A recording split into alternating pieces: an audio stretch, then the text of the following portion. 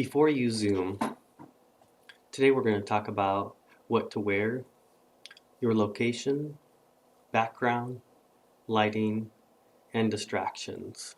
Let's get started with what to wear. Dress as you would for the meeting you are attending. If you would normally wear something more formal like a suit and tie or dress, wear that during the video conference. If you would normally wear casual business attire, wear that during the video conference.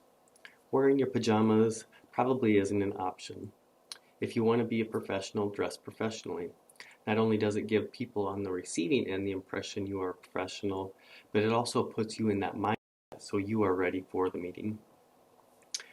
Try to wear something simple and choose solid colors.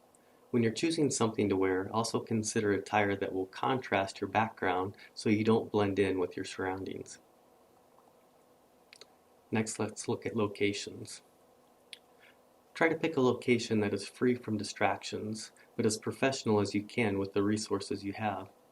Avoid video conferencing from your car, bed, bathroom, or any other location that would either be a safety issue or you wouldn't hold a meeting in real life. You probably wouldn't invite your colleagues to come to your house and sit on your bed or meet in your bathroom. There are always exceptions, as it might be necessary to get away from the distractions and be able to close the door. So if you do need to video conference from your bedroom, try to use a table and chair versus laying on your bed, for example.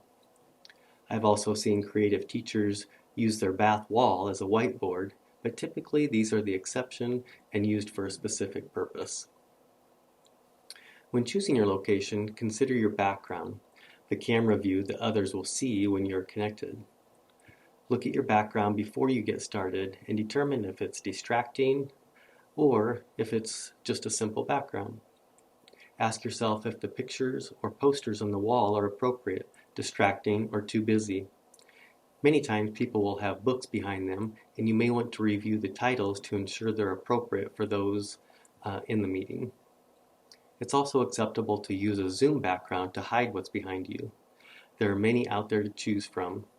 Keep in mind that the background you choose should coincide with the professionalism you want to convey in your meeting. You probably don't want a scene from the movie Frozen as a background if you're attending a professional meeting, for example. Lighting. This is an important topic and sometimes hard to get right depending on your location and available equipment. Generally, you want to reduce lighting behind you and have soft light in front of you. Natural light works best, so if you can face a window, that usually works well as opposed to having a window behind you. Sometimes you may not have that option, and so using a lamp that lights up your face as well, that will work too. Be careful not to use too harsh of a front-facing light, as this will wash out your video. If you are able, ring lights work really well and have the ability to not only change the color temperature, but also the intensity or harshness of the light. Distractions. Lastly, let's look at distractions that may interrupt the meeting. This includes trains, your spouse or kids, dog, phone, alarms, things like that. Now obviously you can't predict every interruption, but if you know your dog barks at every car that drives by, you may want to move to a different location or put the dog in a different room or something like that. If you know there are going to be unavoidable background noises that may interfere with your meeting, you might consider using a headset with headphones and a microphone built in. This is a great option to also help you stay focused on the meeting as well. It's sometimes easy to try and multitask, but it's important to limit your distractions while you're on your video conference. Set aside time so that you don't have to worry about getting a meal prepared or trying to do your laundry while you are meeting. Hopefully these will help you as different topics before you Zoom.